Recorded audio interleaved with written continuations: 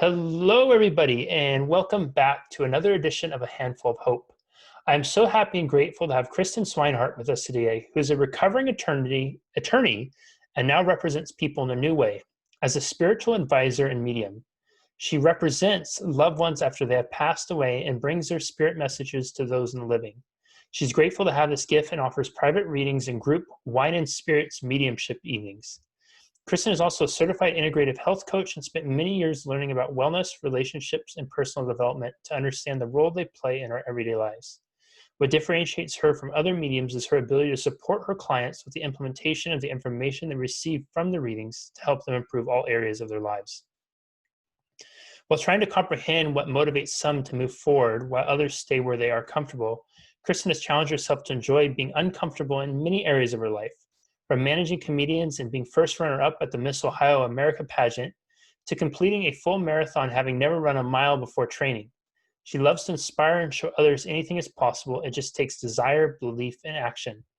Kristen became interested in personal development when she realized law was not for her and thought there has to be more to life than this.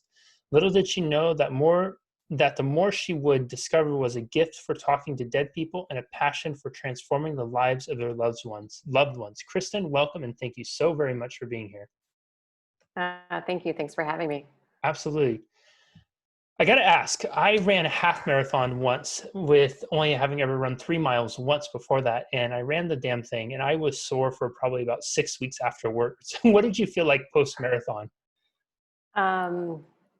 First of all, I will say that the first thing was like just incredible awe. Like I was in awe that I could actually even do that physically and mentally. So there was that piece of it. But then certainly the physical part, I remember just like shortly after trying to even walk, like people were like, oh, the steps are going to be brutal. And I remember every step I was like, oh, this is insane. I can't believe.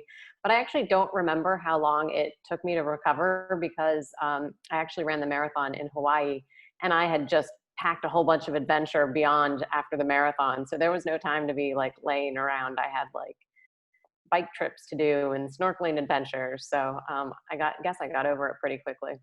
What prompted you to do that?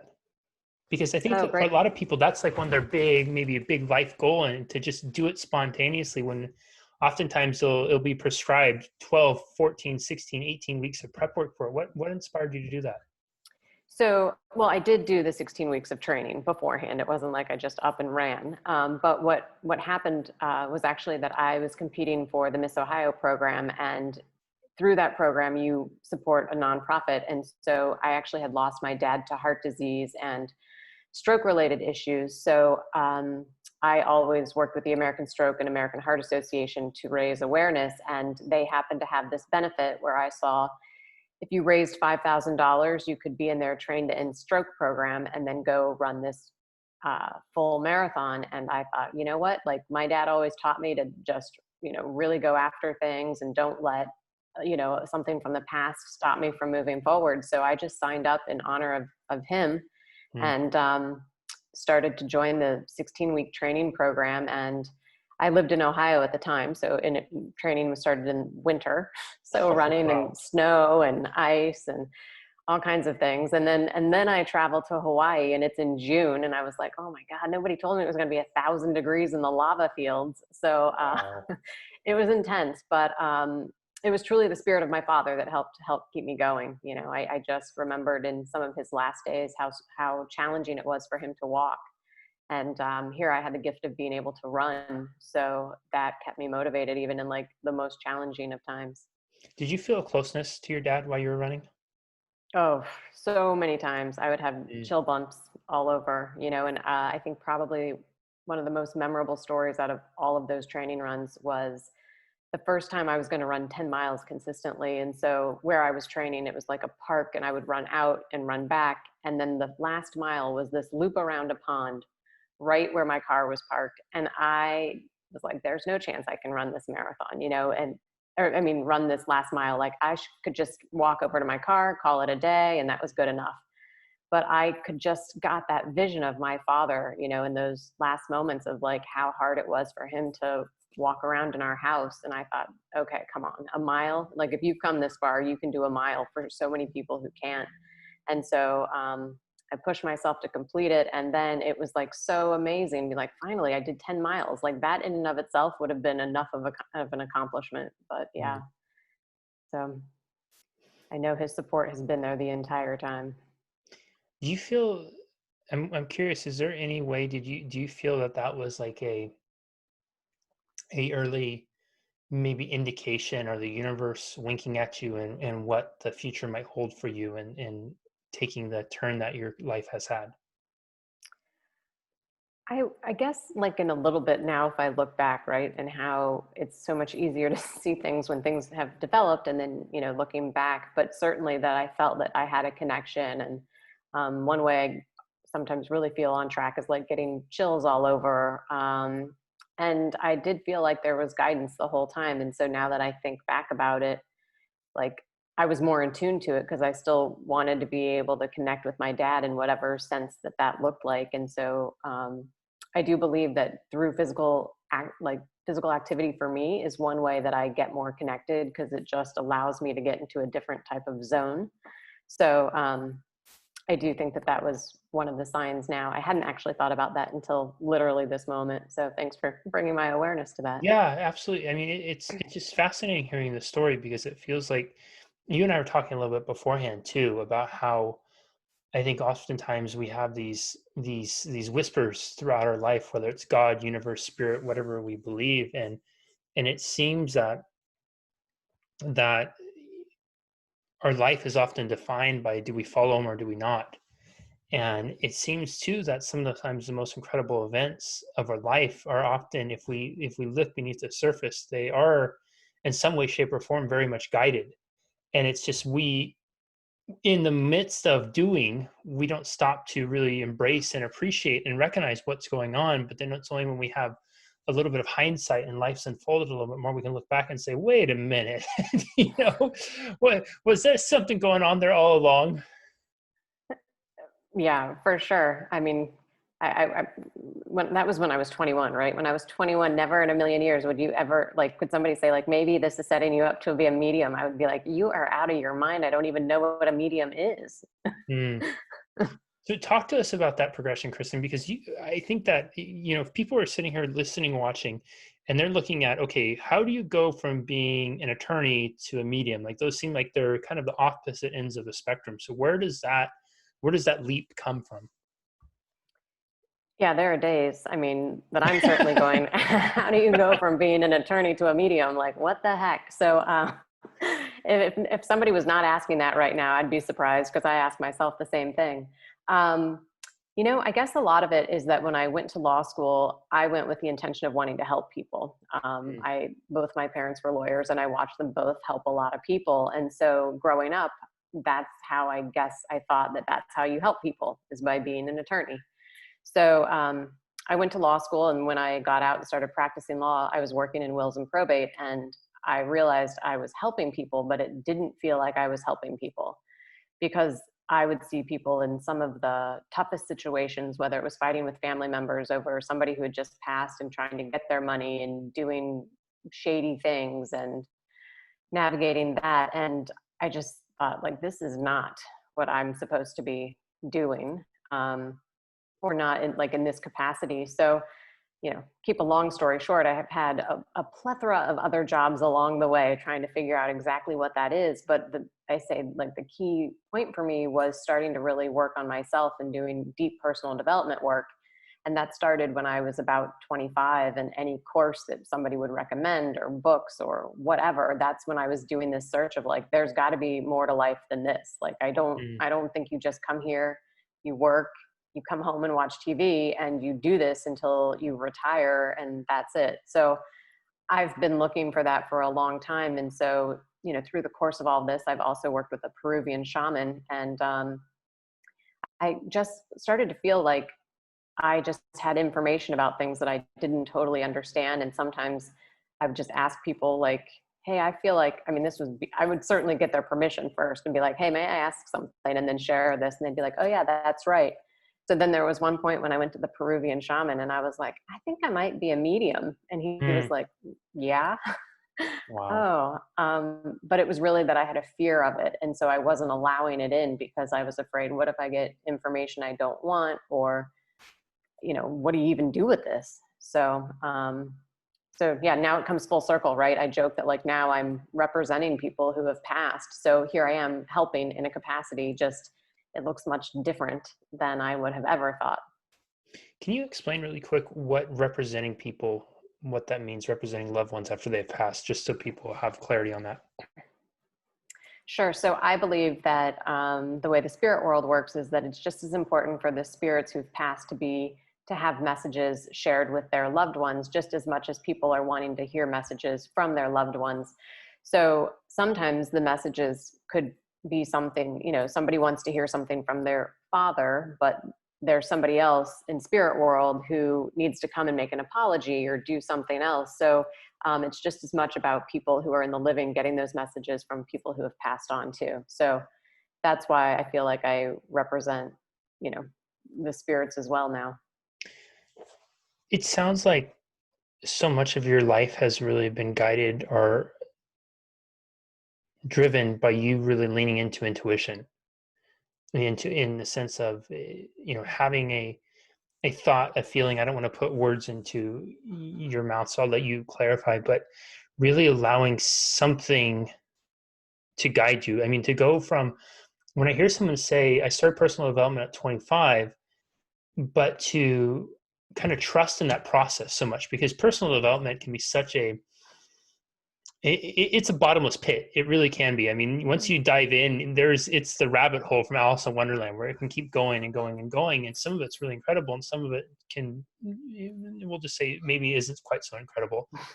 And to allow yourself to be, it sounds like, be guided by outside input, but then also a trust in, because I'm assuming if there was one that you heard about and you didn't feel right, you were leaning into what felt. So could you talk to us a little bit maybe about intuition and how that guides you? Yeah, gosh, I've again not thought much about how it's transformed my life around the way on the through the process. But I guess some of it was just reading. Like if I were to read a book and be like, all right, I could see how this is possible, and then put some of the practices into practice and see what would happen. And like, oh wow, that did work. Okay, there must be something here. And there were certainly some flops, I mean, I got a list of things that worked and a list of things that didn't work, and maybe some things that would have worked if I would have kept with it. And I would also trust the process. Like if I heard somebody mention a book a couple times and I'd be like, oh, maybe I need to check that book out. Or, hey, I'm going to this thing. Do you want to come? Okay, sounds interesting. I'll go, or hear again, like people mention something a couple times in 1 week, something I'd never heard of. I would be like, oh, that's it. So I think that what I also look for is like the nuggets or the little things that are subtleties that like get your attention. Like, okay, if I've seen that thing a couple times, like maybe there's a reason for that. And I think I go with like I have a curious mind. Like, all right, well, let me look into this and see what could come from here. But certainly as I've been, within the last couple of years, I have been better able to understand intuition and really listening for that and the guidance. And it's also deciphering, like, is that our own voice, like that's making something up, or is that intuition, right? So that's been like a practice and still is very much a practice. And I think that that's where people get a little bit confused. It's like, oh, that's just my mind making stuff up. Well, imagination and intuition are both on the same side of the brain. So sometimes it can be that easy that you think you're making things up, but it's actually your intuition. So it's once I heard actually that I started to go, oh, so I haven't been making all this stuff up, or like I really should. That's why I've been listening to it or not listening to it. How do you discern that? How do you separate intuition from imagination, or intuition from the voice in your head that's just making stuff up? Well, I wish I had a really good answer for that one. I'm still working on that. Sometimes it's about the feeling, right? Like I think that if I don't know, sometimes things feel like if it's like scary, or it's hard to discern. Like sometimes, yes, things can feel scary and it's part of your intuition, but it's like scared because it's the thing you're supposed to do, right? Like it's scary because that could mean you have to create a lot of change in your life. versus like just fear of like something trying to attack or, you know, telling you that you're a horrible person and all of that. Like, that's not your intuition. Your intuition wants what's like in your highest and greatest good. So, Mm. to the extent, does that make sense? Like the, Yeah, it totally does. And I think that highest and greatest good thing is important to note. I've often found too, like I only struggled with explaining it, but like you, I've come to notice it as more of a feeling than a thought. It's like a thought, but there's a very distinct feeling that comes with it. And I, the one story that I've used consistently to explain intuition is this: is I was in Las Vegas several years ago, and I enjoy playing poker. I'm not like World Series of Poker bound yet by any means, but it's definitely on my bucket list. And I sat down to play, and I told myself, no, it doesn't matter if I win or lose. All that matters is if I just trust my gut. And I sat there and played for like an hour, and then I got into a pot that was a really large pot. And normally when somebody would bet the way they were betting, I would get fearful. My scarcity mindset would kick in. The fear of losing would kick in. And with poker, there's always, you're managing risk reward, right? There's inevitably, that's part of the gambling, but also you can play psychology, math, all those types of things. But anyways, I heard that voice screaming, get out, get out, get out, because that's the fear scarcity voice that I've wrestled with my whole life. But then I felt as this other voice came up, and there was just such like a feeling of almost certainty, like familiarity. It was the weird thing. I don't want to say it was confidence, but it was like confidence, but an unfamiliar confidence, you know, and totally. it was, and there was this voice saying, you already know what they have, and you know you have the best hand right now. And there was 3 4 other people in the pot. I was over here, and I played, other person played. I knew they had, so then I bet. Anyways, I ended up winning the pot. It was a really good sized pot. And what was really cool about it is when everybody turned their cards over, I was almost dead on with what they had. And now I understand that I'm gathering information the whole time unconsciously, right? Gathering information with them. But it's that construction of that I think allowed me to have this intuitive experience where it was really this sense of confidence, but it was like an unfamiliar confidence. It's not confidence in like, if I drink out of this water bottle, I know what water is going to taste like. I know what the texture is going to be. So there's a familiarity with it. Whereas there was a similar confidence, but it wasn't familiar, if that makes any sense. Or maybe we're just confusing everybody who, as we try to diagnose it. No, well, but no, you know, I think that that's what a lot of it is that people, it's very confusing, right? So it's kind of wanting to also the intention of trying to figure it out. And it probably feels different for everyone.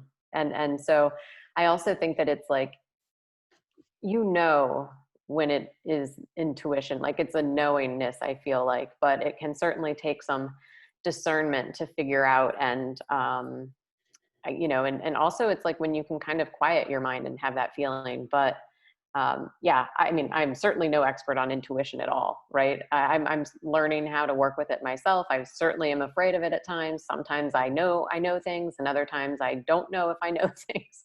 So it's to me, it feels like meditation, in that it's a practice to really learn to understand it. And the more you work with it, the better you can understand it, right? I appreciate you acknowledging that you're still figuring out, and there's still, you have that wrestling match of, do I really know this, or do I think I know this? I'm wondering, how do you find the courage, the strength, the will, whatever that word is, to persevere in that exploration? Because I feel like that's the crossroads a lot of folks will come to, right? Is there's that feeling, they're wrestling with that intuitive feeling. They're trying to discern, is this imagination? Is this just another one of those voices? There's that feeling that they're like us. They're struggling to give language to that feeling, and they are, because it's scary to lean into an unknown, right? It can be really scary to dip your toes into the unfamiliarity, to travel down that path you haven't traveled before. So how do you find that courage, that strength, that resilience, that ongoing commitment to continue to explore? Well, I will say, in a lot of my life, sometimes I've been in scenarios where I'm like, well, even if I follow this, it's got to be better than what I'm dealing with right Mm, now. You know, so some of it's been motivated by like, hey, I don't like where I'm at and I need to change it. So I'm willing to take a shot that this is the way to go. And so I guess a lot of it has been what people would say, like risky decisions. I've up and quit perfectly fine jobs because I just felt like I was going to get fired the next day. I don't know if I was going to or not, but I had a bad feeling. So I left, and Wow. Really? yeah, so I make decisions that most people probably would not make with like a premeditated plan. And I had no plan. I just knew I couldn't stay there. And that's how I've done a lot of, people might call it like very irrational. I'm sure my mother would agree, but I'm not one to continue to be in a painful situation for no apparent reason. I'm like, all right. So not having a job might be a problem and a struggle, but I at least know I won't be crying on my way to work every day. Really? That's so you're you're consciously weighing that out in that even though this unknown might be scary and unknown, it's got to be better than what is at present. Yeah. I mean, on some level, I suppose I could have talked myself into continuing in, a job that I just couldn't stand and felt, belittled and all kinds of things. Right. But to me, that wasn't worth it.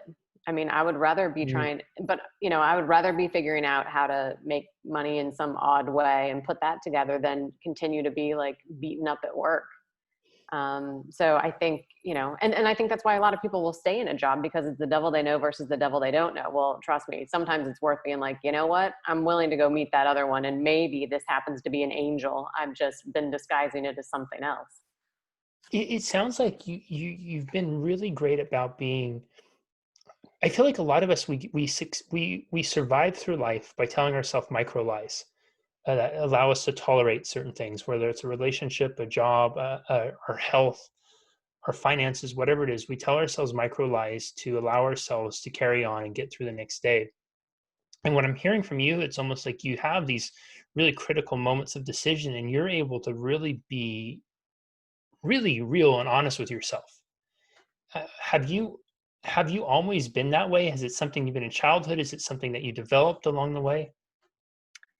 Gosh, I know my mom always said I was a really good problem solver when I was young. So I Mm, think that I guess on some level, like I inherently know I'll be able to solve the problem, whatever that may be. Like, you have no money. Okay, now what? Or like, you don't have a job. Now what? So, and I also trust that like, I'll be able to figure it out. And so maybe that comes from, I am grateful for my education and know that I can find, in a scenario like, okay, I can find a job on some level, but I just trust that I'm able to. And I've never really thought about this, but that probably has to do with like the intuitive piece, is like trusting that I'll be provided for.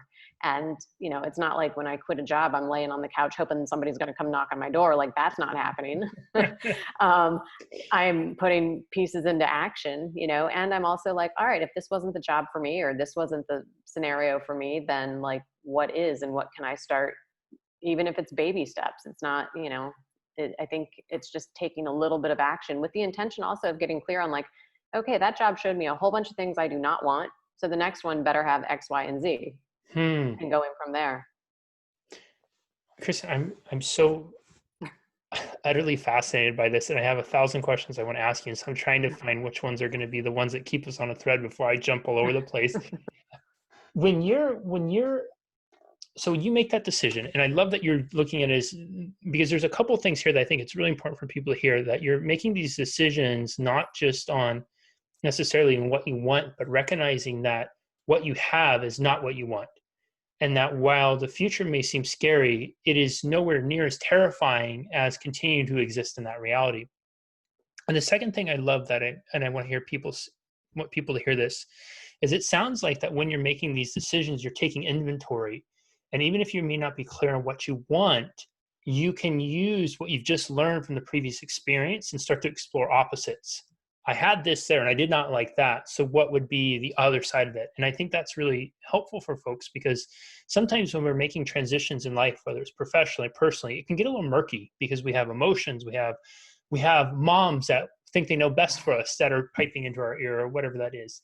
And that it's just to note that there's strategies that we can use to start to kind of tread through that murkiness and get clarity.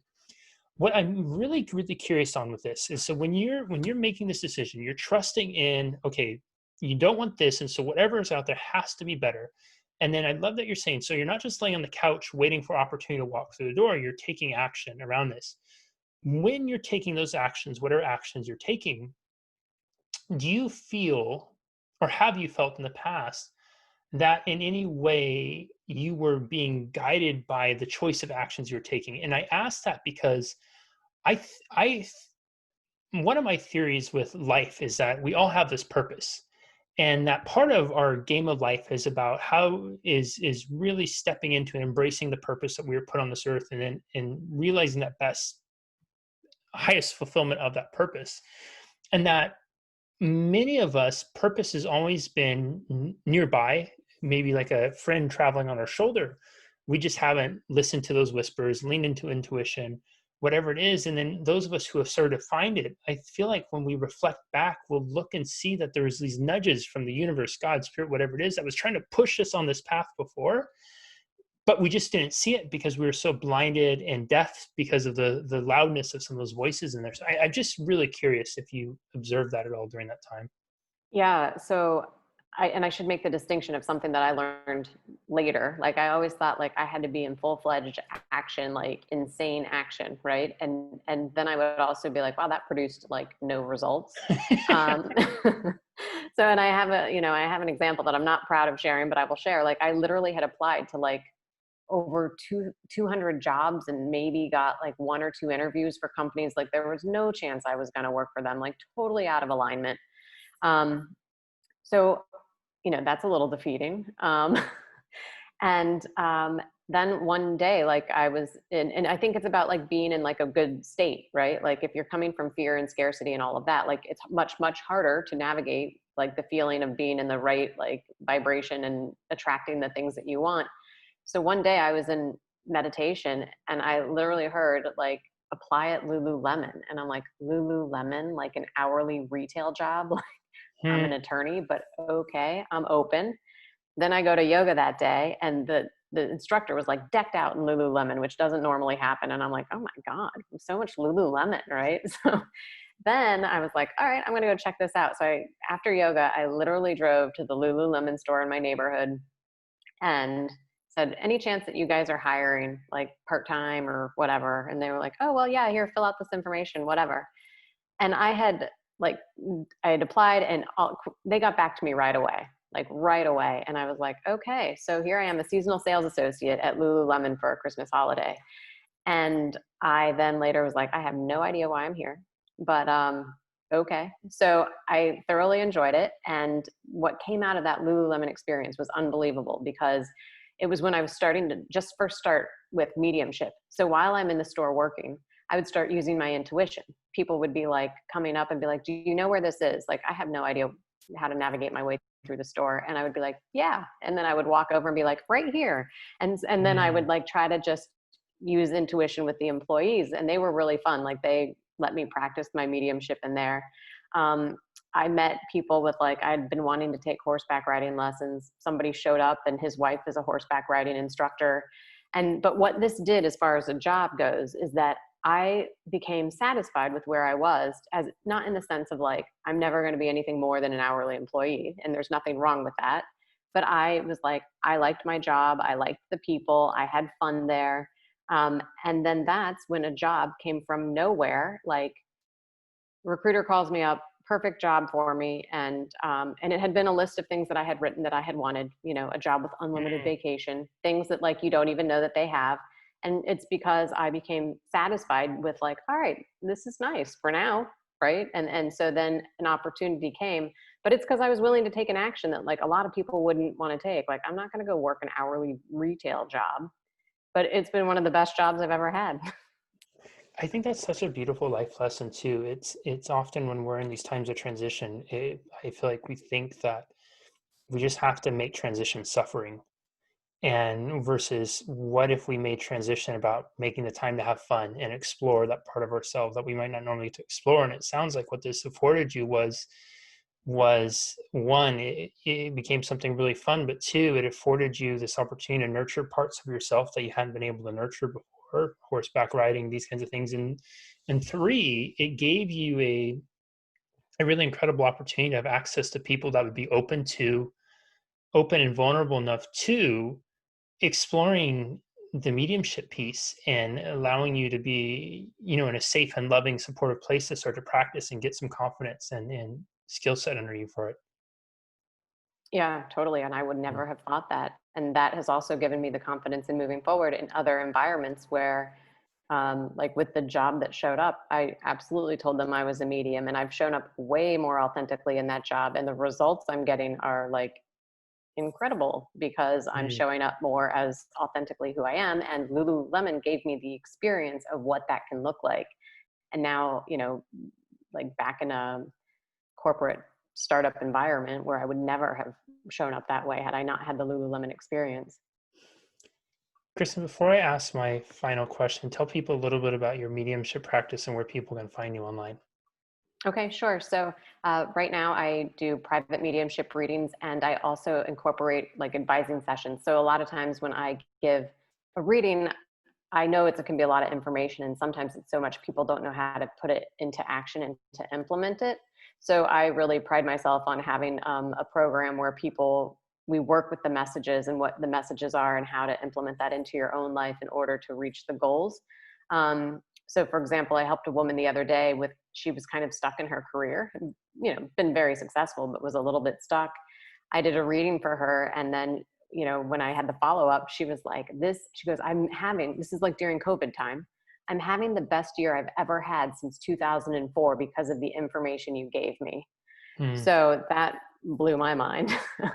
But it is really helping people have those messages and helping them with the implementation. So I do coaching like that.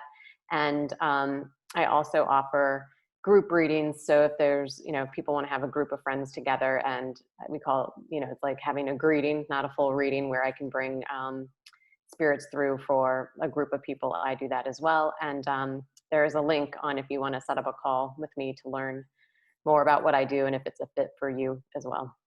Cool. Kristen, one of the kind of my trust in this whole series is that the people who need to see and hear will be watching and listening at this exact time. And I love to give people, listeners and viewers, when appropriate, actionables they can take away. And this just came to me, so I'm going to throw it out to you. I feel like right now that whoever's watching and listening is there's been an aha, an insight, something that's come up for them and hearing you share. And they are at that point of some sort of transition where they're really wanting to listen and lean into this voice, this whisper that's been along and familiar for so long, but they've often been frozen by fear or uncertain of it, or they have the well-intentioned mom's voice, whoever it is, that's often steered them away from it. But they're in this exploratory time of wanting to embrace it, but they're not sure how. So my question to you is this: for somebody who's listening and watching right now, and they're wanting to lean into, whether that's an intuitive feeling, the guided voice, what would you suggest to them, or what can they do right now that will help them lean into it with more certainty, in that path is the path that they've actually been to travel? You and I were talking beforehand that that is really their yellow brick road that they've been meant to go on. It's just been covered with dirt and twigs because it's been avoided for so long. I would say taking like small steps towards that direction, right? Whatever that may look like. And I know that seems kind of like, well, what does that even mean? But it's, I'll use an example from my life. Like I've been needing to I wanted to move. I needed to move. And I just started to take like small steps in like just looking at different places. And then ultimately things started to speed up where moving actually became a reality. And at first there were a multitude of reasons why it wouldn't be a reality. But then because I started taking those action steps and investigating, and also like acting as if it's already happened too, Mm. like being in that, like seeing it for like the future state of what it is.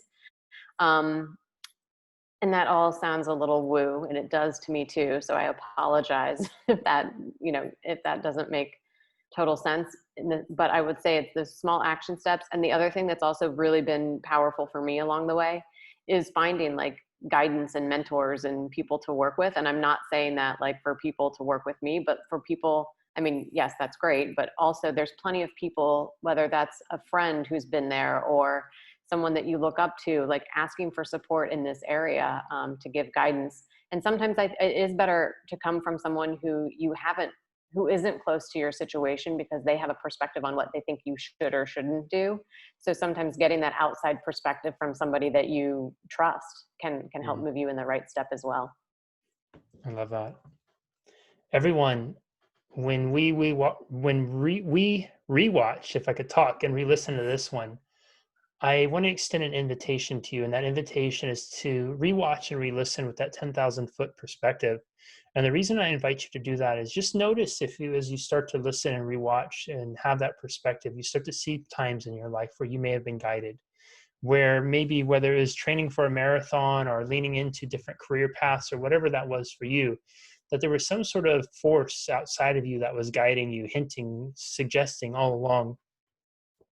Kristen took us on an incredible journey, starting with her marathon through training in the winter of Ohio to running in the heat and the humidity of Hawaii. And I think in what I heard from that is it was one of the times where it really started to open up her trusting in and leaning into something more. You know, it was a beautiful way to honor her father, but it being aware then of her father's presence, having that really, I don't know if you would call it a divine moment where she thought, wow, I could go back to my car. But then listening and hearing her dad and being able to be grateful for her ability to move at a time when her dad had not been, and having that memory so permanently etched into her soul was something that guided her through that whole experience.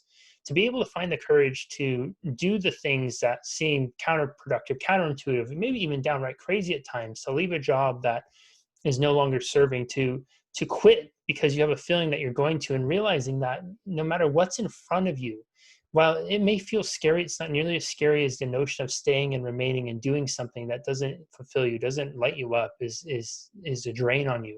My goodness, can so many of us learn from that right now, especially at a time where, you have to forgive me if you're watching this and listening as an international audience, but the United States, it's routinely reported that the average American worker, 60-80% of them strongly dislike or hate the work they do, which means how many of us could benefit from leaning into that inner guidance that Kristen has done and walking away from the things that we don't love, and really search what's going to set our soul on fire. Now, you may not be quite as ready as Kristen is to lean boldly away and go into the unknown like that. But what she was saying at the end is a very powerful place to begin. What are those little steps for you? What could be those little action steps that you begin to explore and look? And what is those little action steps that you could take daily? Is it something that you could start looking into recruiters, finding, applying, redoing your resume? I love in the time of transition, in doing the Lululemon job and what that afforded. You know, how many of us could look into something that may seem completely out of nowhere for us? That might seem something like it might be so beneath us, and yet we might find some of the greatest and most important gifts and life lessons from that. Right? Leaning into that. I think there's just this common theme throughout this. I keep saying leaning in, leaning in, leaning in. And at the time of this recording, it's August 11th, 2020. You know, the world as we knew it has changed quite dramatically this year. And if anything, I think it's an opportunity for us all to embrace that what we thought was certain may not be certain. And if that's the truth, then perhaps, just perhaps, those silent whispers, those voice, whether it's guidance from God, spirit, universe, whatever it is you believe or don't believe, maybe this might just be the nudge you need to start leaning into you a little bit more, trusting in that process, and following in whatever journey life has for you. Kristen, this has been absolutely incredible. Thank you so very much for being here. I appreciate you, and it is incredibly inspiring to be a witness to what you're doing and how you're leaning into the path that's unfolding for you. No, well, I thank you for the opportunity and letting me share a lot of these stories I've not actually publicly shared. So thanks for creating the space to do so. Absolutely. We will see you next time, everyone, on another edition of A Handful of Hope. Bye-bye.